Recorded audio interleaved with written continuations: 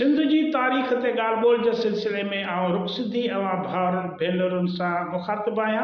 अवां सभिनी खे मुंहिंजे तरफ़ां सलाम। अॼु पाण सिंध जी हिकु बहादुर धीउ बाबति ॻाल्हि ॿोल कंदासीं।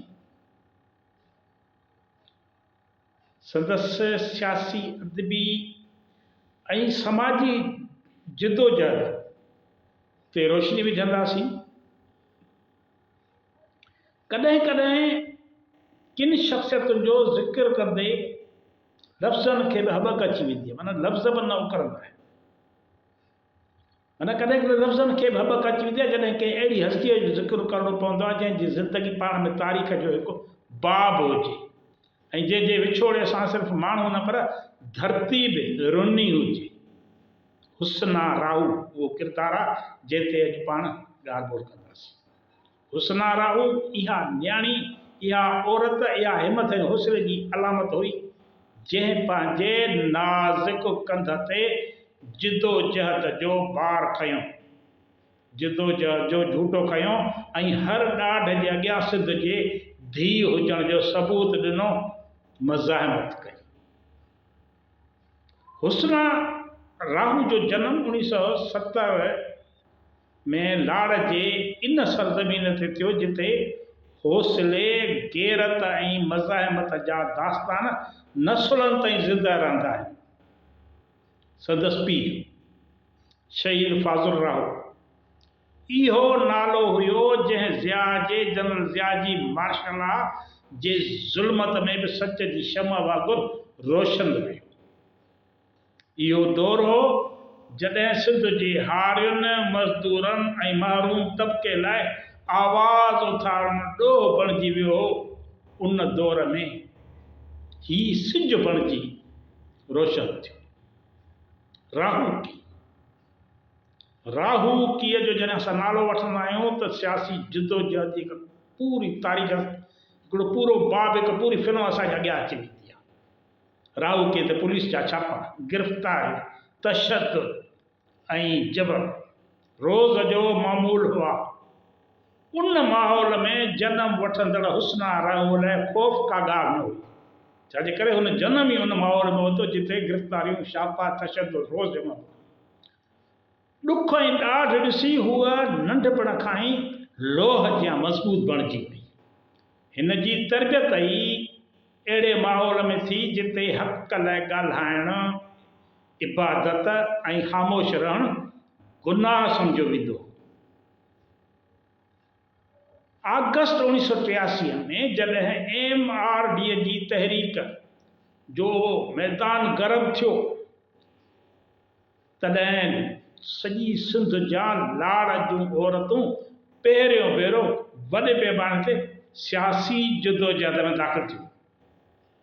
उन वक़्तु हुस्ना राहू 8वीं क्लास जी शागिर्दानी हुई, पर हौसले में वॾनि खां बि वॾो मिसाल बणिजी वई। हिन बि ॿियनि औरतुनि सां गॾु जेल भरियो तहरीक दौरान गिरफ़्तारी ॾिनी ऐं पोइ 27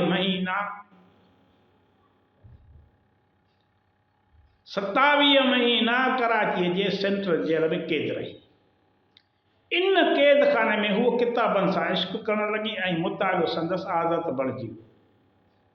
इहो ई मुतालियो ऐं फ़िक्र संदसि ईंदड़ ज़िंदगीअ जी रहनुमाई बणियो। जॾहिं ॿिया माण्हू क़ैद मां निकिरनि त थकिजी पवनि था, पर हूअ जेल मां निकिरी नए हौसले सां मैदान में लथी। शहीद फाज़ुल राहू जो घर सच ऐं क़ुर्बानीअ जी अलामत रहियो।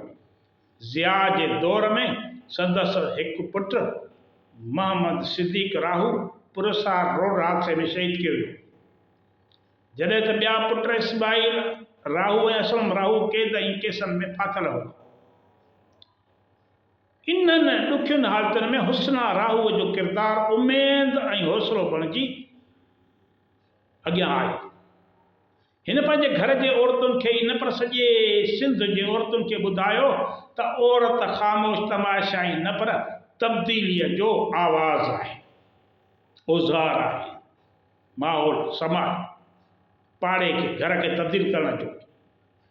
संदसि ख़ानदान सिंधी शागिर्द तहरीक, सिंधियाणी तहरीक, सिंधी हारी तहरीक ऐं मज़दूर तहरीक में अॻु भरो रहियो। हुस्ना राहू इन सभिनी तहरीकुनि में अमली हिसो वठंदी रही। 2002 में जॾहिं मुल्क ते जनरल परवेज़ मुशर्रफ जी हुक्मरानी हुई ऐं सियासी मुखालफ़न ते कूड़ा केस आम हुया, तॾहिं हुस्ना राहू पंहिंजे भाउरनि जे गैर मौजूदगीअ में मैदान में निकिती। हिन गोलाड़ची तक तां चूंड विड़ी, बावजूद दबाव, धमकियुनि ऐं इंतज़ामी मुदाख़लत जे 21,000 खां वधीक वोट हासिल कया। सरकारी बोगस वोटनि जे नतीजे में खेसि हारायो वियो, पर अवाम वटि संदसि ईमानदारी, हौसले ऐं जिदोजहद जी फतेह सोभ अॻियां आई, चमकी पई। हूअ चूंडनि खे सिर्फ़ सियासत न पर ख़िदमत जो ज़रियो सम्झंदी हुई।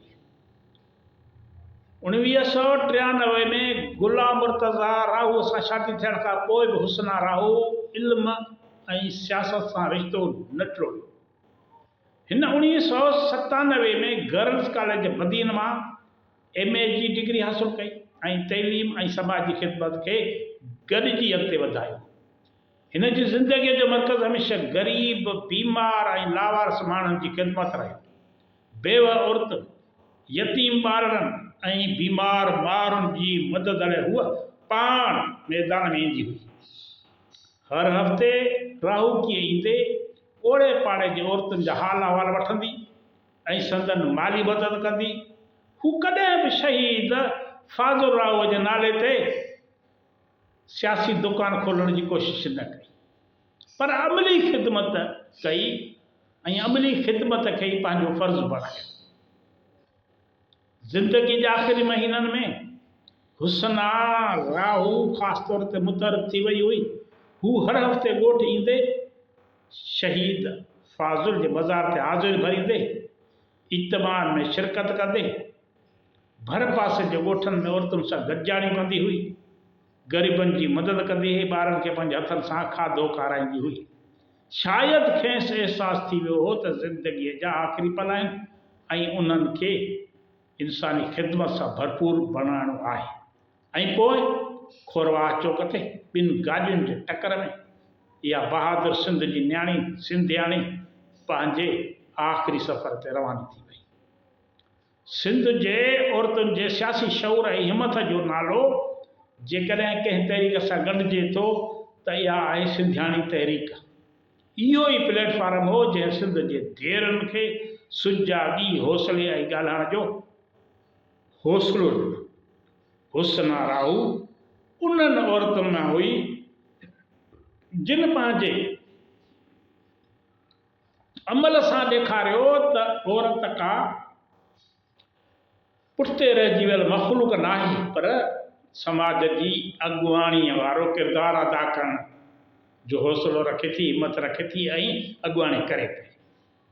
संदसि बहादुरी, फ़िक्र ऐं रहमदिल तबियत सिंधियाणी तारीख़ जी तारीख़ में सुनहरी अखरनि में लिखियलु आहे। जॾहिं संदसि जनाज़ो खॼी रहियो हो तॾहिं लाड़ जी हवाउनि में रोज़ सवें औरतुनि जूं ओछगारूं, मासूम ॿारनि जा सुॾका ऐं मर्दनि जूं ख़ामोश नज़रूं, इहो सभु सिंध जे ज़मीर जो मंज़रु हो। मां तव्हांखे ॿुधायां, इहो सिंध जो ज़मीर, इहो सिंध जे ज़मीर जो मंज़रु। राहूकीअ जे हर घिटी, हर वण, हर विखर अॼु बि संदसि नाले सां ॻाल्हियूं करे थो। हूअ रुॻो हिकु सियासी औरत न हुई, पर सिंध जे औरतुनि लाइ हौसले ऐं सचाईअ जो निशान। ज़िंदगीअ में हिन कैंसर, क़ैद, सियासी इंतकाम, गुरबत ऐं ॾाढ सां विढ़ंदे साबित कयो त शहीद फाज़ुल राहूअ जो औलाद पोइते न हटंदो, भली ज़मानो केतिरो सख़्तु छो न थी वञे। हुस्ना राहूअ जी जिस्मानी मौजूदगी ख़तम थी वई, पर संदसि ख़ुशबू अञा बि सिंध जे हवाउनि में मौजूदु आहे। हू इन्हनि औरतुनि जे यादि में ज़िंदा आहे जेकी हर रोज़ इन्हनि औरतुनि जे नाले में ज़िंदा, उन्हनि शिकिल में ज़िंदा, उन्हनि औरतुनि जे शिकिल में ज़िंदा जेकी हर रोज़ जबर ऐं दुख जे साम्हूं ख़ामोश न थियूं वेहनि। तव्हांजी वॾी वॾी महिरबानी। ईंदड़ वीडियो ताईं इजाज़त ॾींदा।